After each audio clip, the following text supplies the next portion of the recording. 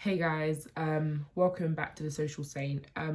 Today I did not plan to record this video, so I'm not gonna lie, it's probably gonna be a bit messy, a bit rubbish, I don't know what's going on.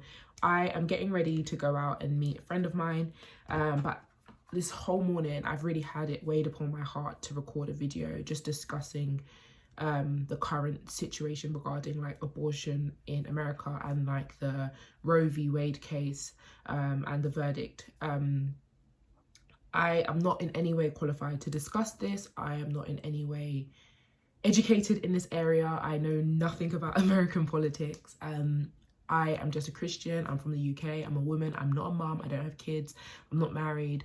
But I do think sometimes God does put it on our heart to discuss certain topics. And sometimes you have to recognize you might be the only Christian someone hears on this particular topic. And I have not heard yet so far anyone have a balanced opinion on this topic. Not a single person. Like, every single person who I've heard speak on this particular issue has been very polarized as to one end or the other, and I don't think that this particular topic is something that you can be polarized on. That's my personal opinion, and so I am going to share my opinion on it, and I'm going to do it whilst doing my makeup because, like I said, I am going out, so you guys are going to have to bear with me. I'm not an MUA, I'm not a makeup artist, don't copy me. This is not a tutorial. This is just me literally trying to fit in recording a video into my day because I'm actually busy today, but God did put this on my heart, so I thought I would just discuss it whilst I get ready. But give me 1 second, I just need to get all my makeup.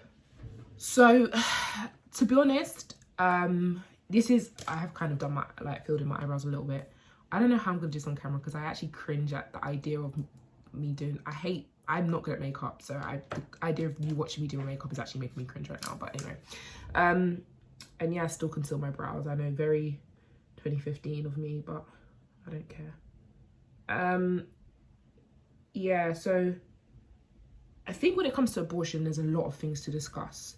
I, as a Christian, I do believe that there is value, that like a life is a life from the point of conception. Let me just put that out there. Like, I don't think just because a child hasn't taken its first breath, it's less of a child. Like, I believe that the moment a child is conceived, it is a human being with rights.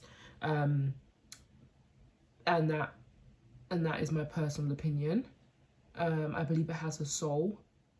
It has a conscience.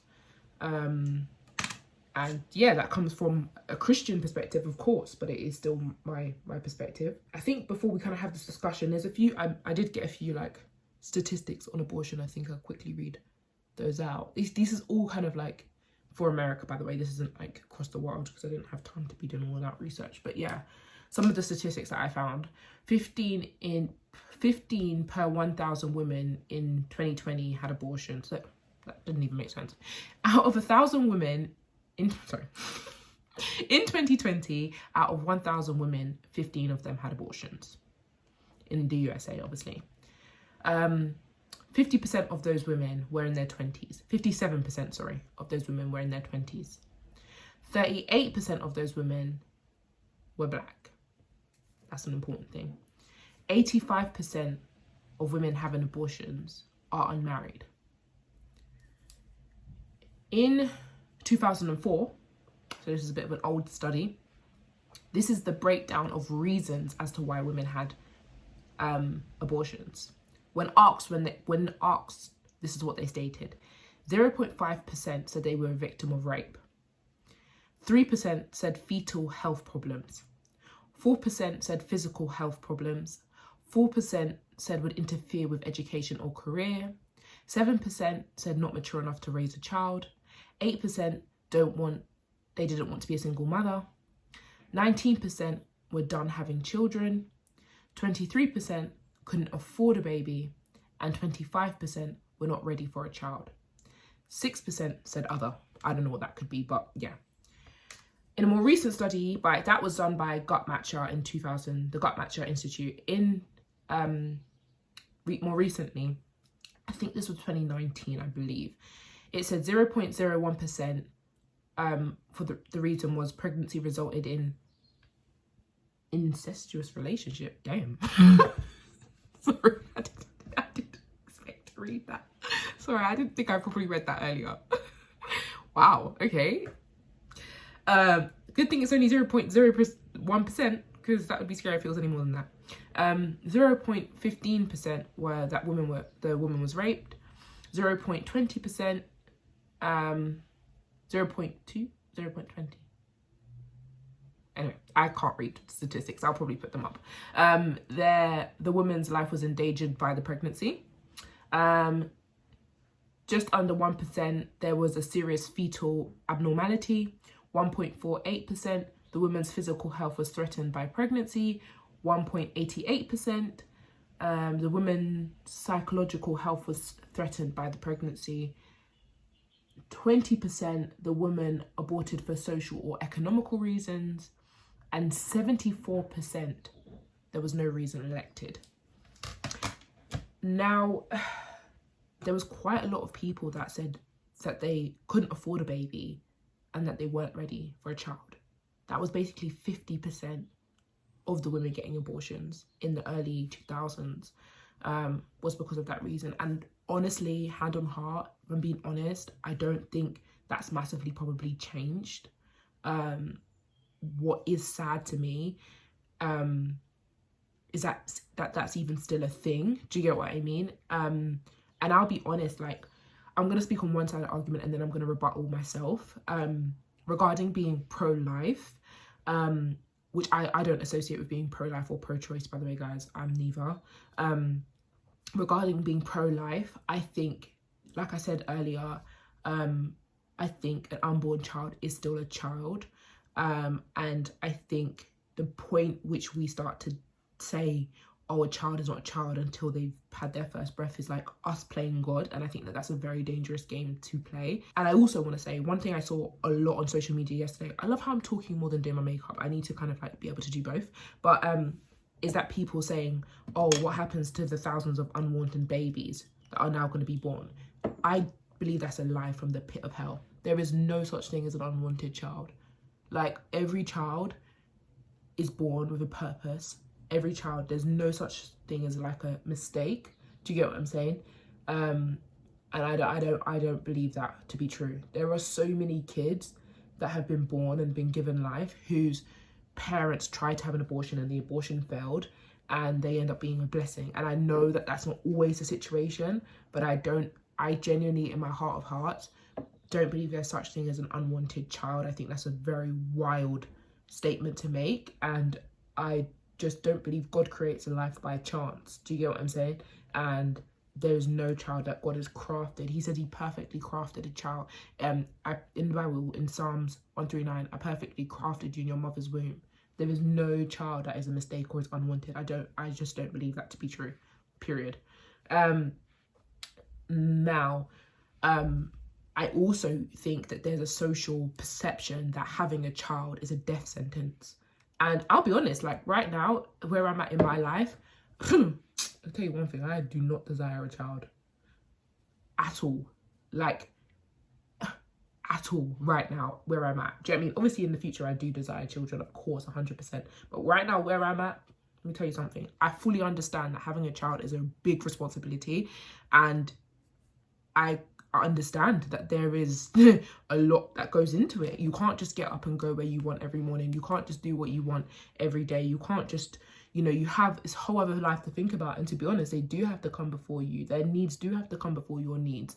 And that is a big thing. Like, it's not that simple.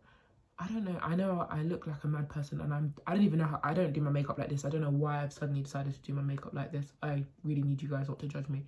But like, I fully appreciate that having a child is a massive responsibility, and it's not something that should just be like ditched on a person. And yeah, if it comes unwanted, I can't even imagine like the weight that must bear.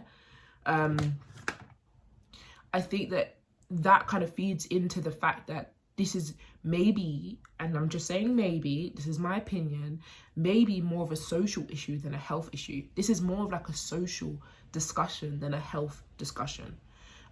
Because yes, it is to do with women's health and women's bodies, but it's also to do with the perception of what motherhood is.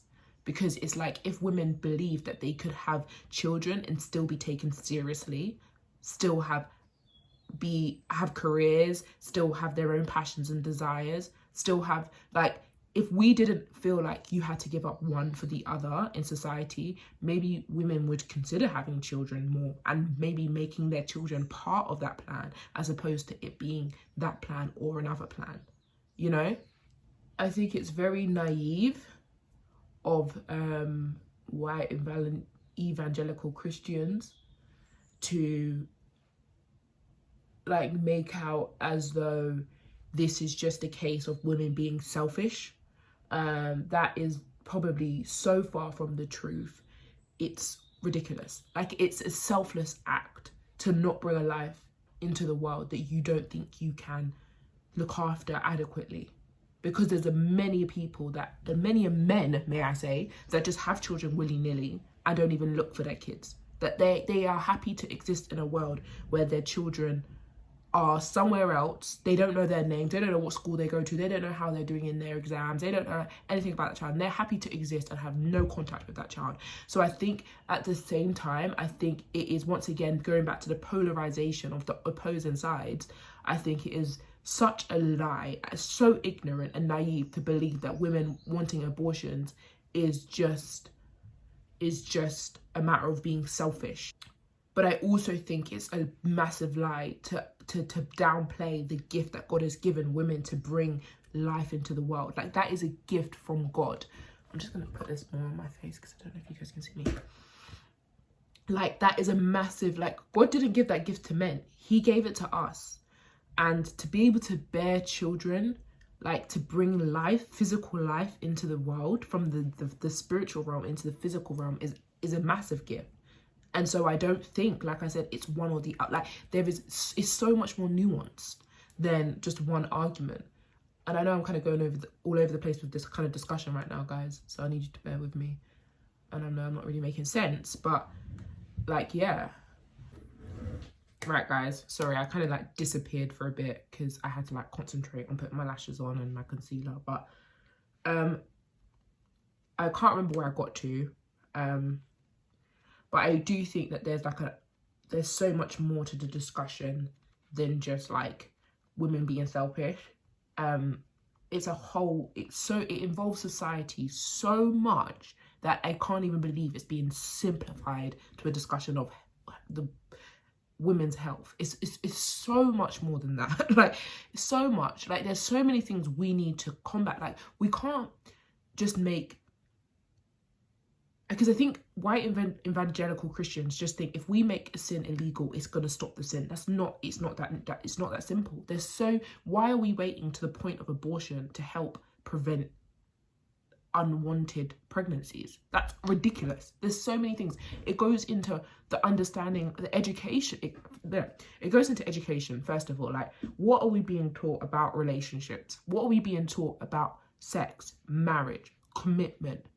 Another thing I also forgot to mention was that we live in a society where sex and the reproduction of children are two complete different conversations. We have made it so that sex is solely about pleasure, meeting a need, intimacy, as opposed to playing a part in God's creation story and process. And it's quite sad to me that people forget that one of the biggest consequences and blessings of partaking in sex is the gift of life. Let's discuss contraception. Like, who has access to contraception? Because I can tell you one thing, loads of women in predominantly like low-income households in the US do not have access to healthcare, let alone contraception. That is a luxury. There's like, I think I read a statistic and it was like 19 million women in the US don't have access to contraception. So first of all, we need to tackle that kind of issue. We can't be telling people like, oh, you know, you shouldn't be having abortions if they don't have access to contraception. Sorry, I don't know why I forgot what I was saying. Another thing is, it's like, okay, cool. We get women to keep their babies. We tell them, yeah, like, don't have an abortion, like, keep the baby. Then what? Then what? Like, are they putting these kids into the foster care system? What are we as Christians doing to support that system? What are people in general doing? Do you know how many kids there are in the American, like the US foster care system? There's over 400,000 children. And it's so sad because those are the kids that end up in prisons. I know that's a massive jump, but it's true, and it's cyclical. Because it's like, okay, cool. They end up in prisons because they don't have a family unit. They're not from like a, what's it called? Like the single nuclear families where, I don't know. I'm saying words. I don't know why I said that because I don't know what that means. From that normal household where it's mum, dad, kids. That's not, the situation. We live in such an individualistic society. We forget how much it takes a community to raise a child. There's loads of single mothers out there who are single moms because their husbands might be in the military, or their husbands might be incarcerated, or their husbands might be, for different reasons. What do we do to help those single mothers? What do we do to help single parents in general? Because there's single fathers out there as well. And what are we doing for the women that are dying giving birth? Especially black women, because we know that's an issue. We can't be telling people just keep having kids, but we're not willing to do anything about the fact that so many black women are dying giving birth. Like this discussion isn't just black and white. It's not just death or life. It's also about, you can't just be pro-life and not pro-quality of life. That doesn't even make sense. And you can't say you're pro-life when there's, I think, about 28 states which still have capital punishment. That does not make sense. We're pro-life until that life does something wrong. That's conditional. That's what you call pro-life upon condition. That's not how Christ is. That's not Christ-like. That's not God-like. Do you know what I mean? That's just human. That's just human beings being human. Like, we decide. And yeah, for the record, I do think capital punishment is wrong.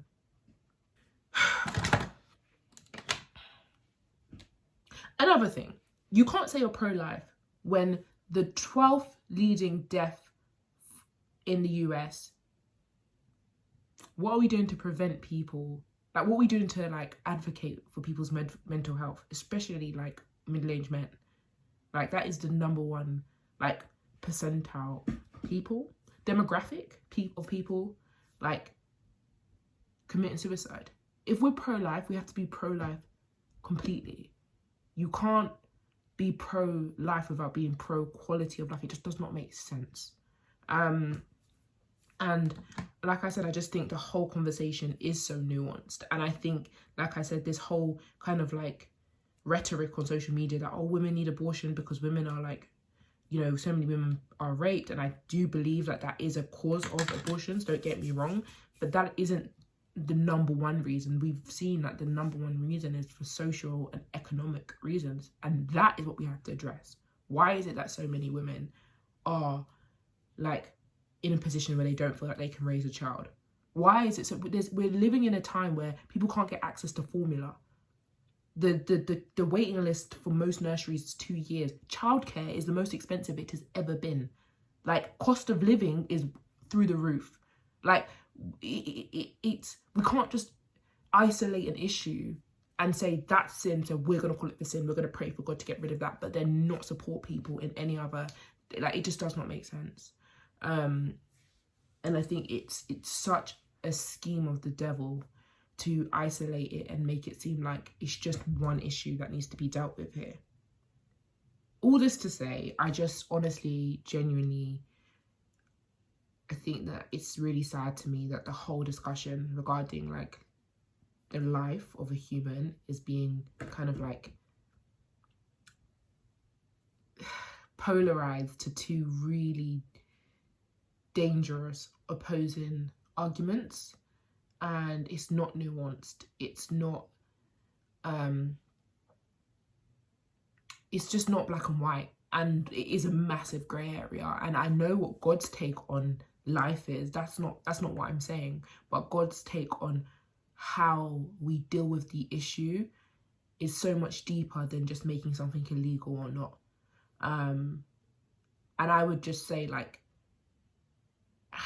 for me, if you're going to be pro-life, you need to keep the same energy when it comes to so many lives, not just the life of an unborn child, the life of like young black men in low income areas in America. You need to be pro-life when it comes to like I said, older middle-aged men who are committing suicide. You need to be pro-life when it comes to gun laws. You need to be pro-life when it comes to suicide and mental health. You need to be pro-life when it comes to so many like different areas, and it's really naive and ignorant to, well, I don't know what the word is, but like narrow the argument to just to something so black and white when it's just not that way. And yeah, that's all I kind of have to say on the issue. I am going to leave my house now because I am really late. I don't know if I'm going to upload this video. If I edit it and I feel like I have done a good job of explaining my thoughts and beliefs, I will. If I don't, then this was just a waste of time. But anyway, guys, I hope you enjoyed this video, and yeah, I will see you guys soon. Bye.